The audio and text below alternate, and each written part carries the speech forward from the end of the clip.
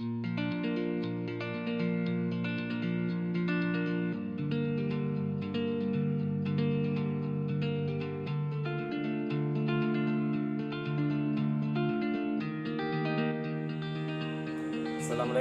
warahmatullahi wabarakatuh.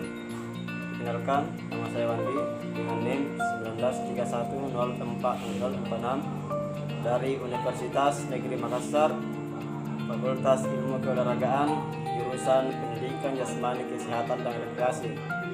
Baik, dalam video kali ini saya akan menjelaskan beberapa materi terkait tentang pembelajaran yang telah kami pelajari selama berada di semester 2. Nah, video ini kami buat sebagai bentuk pemenuhan tugas ujian akhir semester kami yang diberikan oleh dosen pembimbing kami. Baik, untuk lebih jelasnya saya akan menjelaskannya secara berurut-urut, yaitu multiple intelligence, di mana pada materi ini memuat tentang kecerdasan. Nah, kecerdasan yaitu sesuatu yang ada pada manusia, namun tidak semua manusia memiliki kecerdasan. Nah, adapun orang yang memiliki kecerdasan yaitu orang yang mampu bangkit dari kegagalan dan mampu beradaptasi dengan lingkungan. Terkait dengan kecerdasan, ada beberapa hal yang perlu saya sampaikan di sini, yaitu kecerdasan logis matematika, kecerdasan musikal, kecerdasan intelektual, dan kecerdasan kinestik. Dan masih ada lagi terkait dengan kecerdasan. Baik, pada pembahasan yang kedua ya memuat tentang emotional intelligence. Nah, di mana pada pembahasan ini memuat tentang kecerdasan emosional. Nah, kecerdasan emosional mengacu pada kemampuan untuk mengenali makna emosi dan hubungan mereka, dan untuk alasan dan memecahkan masalah atas dasar mereka. Dan adapun faktor-faktor yang mempengaruhi kecerdasan emosi. Nah, di sini menurut Goleman terdapat dua faktor yang mempengaruhi kecerdasan emosional, yaitu faktor internal dan faktor eksternal. Nah, faktor internal yaitu faktor yang timbul dari dalam diri individu dan dipengaruhi oleh keadaan otak emosional seseorang. Otak emosional dipengaruhi oleh amigdala, neokortex. Nah, untuk faktor eksternal yaitu faktor yang datang dari luar individu dan mempengaruhi atau mengubah sikap pengaruh luar yang bersifat individu, dapat secara perorangan, secara kelompok, antar individu, dipengaruhi kelompok atau sebaliknya. Baik, pada pembahasan ketiga yaitu dengan meliputi materi perkembangan kognitif, perkembangan moral, dan spiritual. Nah, kognitif adalah kemampuan berpikir pada manusia. Menurut Terman, kemampuan kognitif adalah kemampuan berpikir abstrak. Sedangkan Colvin menyatakan kemampuan kognitif adalah kemampuan menyesuaikan diri dengan lingkungan, dan pun menyatakan kemampuan kognitif merupakan kemampuan memproses informasi yang diperoleh melalui indera. Sedangkan Gardner menyatakan kemampuan kognitif adalah kemampuan menciptakan karya. Nah, untuk pembahasan yang keempat yaitu perkembangan psikososial. Nah, di mana pada perkembangan psikososial, teori perkembangan psikososial digagas oleh Erik Erikson yang lahir di Bantul pada tanggal 15 Juni 1902 dan wafat pada tahun 12 Mei 1994 di Harvard. Dalam teori Erikson ada 8 tahap perkembangan yang dilalui manusia dalam siklus kehidupan, yaitu masing-masing tahap terdiri dari tugas perkembangan yang khas yang menghadapkan individu dengan satu khas yang harus dihadapi, yaitu yang pertama percaya versus tidak percaya, yaitu mulai sejak lahir, yaitu pada 1 tahun. Yang kedua, otonomi versus malu atau ragu-ragu, yaitu pada usia antara 2-3 tahun. Nah, untuk yang ketiga, inisiatif versus rasa bersalah antara umur 4-5 tahun.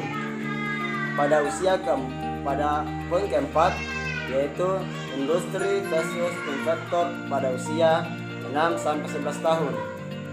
Pada poin kelima, yaitu identitas diri versus kekacauan peran, yaitu pada usia 12-18 dan 20 tahun. Dan poin keenam, yaitu keintiman atau pengasingan, yaitu pada usia 18-30 tahun. Nah, pada poin ketujuh, yaitu perluasan versus stagnasi, yaitu antara usia 20-50 tahun. Nah, yang terakhir itu yang kedelapan, integritas dan kekecewaan. Nah, di sini yaitu berada pada usia 60 tahun ke atas atau lansia. Nah, baik, pada pembahasan selanjutnya yaitu perkembangan bahasa. Nah, di mana bahasa merupakan alat pikiran dan komunikasi verbal untuk menyampaikan ide, konsep ataupun jalan pikiran pada orang lain. Pupu Saiful Rahma dalam bukunya Perkembangan Peserta Didik mengungkapkan bahwa bahasa merupakan alat komunikasi yang sering digunakan dalam berinteraksi sehari-hari. Bahasa sering digunakan yaitu bahasa lisan yang kaidahnya yang dimengerti. Dalam perkembangan manusia, bahasa tidak dapat dipisahkan sebagai alat komunikasi antar sesama. Perkembangan bahasa secara struktural merupakan proses terjadinya kemampuan mempergunakan bahasa, mulai ucapan-ucapan yang sederhana sampai dengan kemampuan mempergunakan kata atau kalimat dan bahasa. Dalam perkembangan bahasa anak yang berkembang antara lain yaitu teori behaviorisme, yaitu pada teori ini mengatakan bahwa pada proses penulisan bahasa pertama dikendalikan dari luar diri anak, yaitu oleh rangsangan yang diberikan melalui lingkungan. Nah, pada teori yang kedua yaitu teori nativisme. Teori nativisme berpendapat bahwa selama proses pemerolehan bahasa pertama, kanak-kanak sedikit demi sedikit membuka kemampuan lingkungannya secara genetis yang telah diprogramkan. Nah, pada poin yang ketiga itu teori kognitivisme, yaitu istilah kognitif berkaitan dengan peristiwa mental yang terlibat dalam proses pengenalan tentang dunia dan sedikit banyak melibatkan pikiran atau berpikir. Nah, poin keempat yaitu teori sosiokultural. Nah, pada teori ini memandang bahwa dengan memandang bahasa dan artefak sosiokultural berperan memediasi aktivitas manusia dan praktik sosial.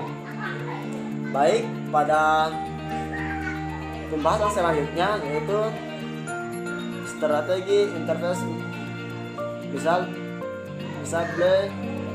peserta didik. Nah, pada poin A, strategi intervensi perilaku misbehave yang terjadi pada peserta didik melalui disiplin positif. Nah, di sini buruknya perilaku siswa dipengaruhi sebagai praktek pembelajaran yang kurang berorientasi kepada nilai-nilai yang seharusnya diintegrasikan. Hadirnya guru sebagai pemimpin di kelas dipandang sebagai seorang tauladan yang diyakini siswa memiliki kebenaran pikiran, ucapan, dan sikap disiplin. Secara praktiknya, guru sepantasnya menjunjung tinggi pendidikan humanistik yang disesuaikan dengan pandangan behavioris sehingga tercipta iklim belajar yang komprehensif. Demikian video dari saya mohon maaf jika dalam video ini terdapat beberapa kesalahan yang mungkin kurang berkenan atau kurang baik, dan jika dalam penyampaian materi yang telah saya sampaikan tadi terdapat beberapa kesalahan dan tidak sesuai dengan apa yang kita harapkan, saya mohon maaf karena semua itu di luar dari batas kemampuan saya.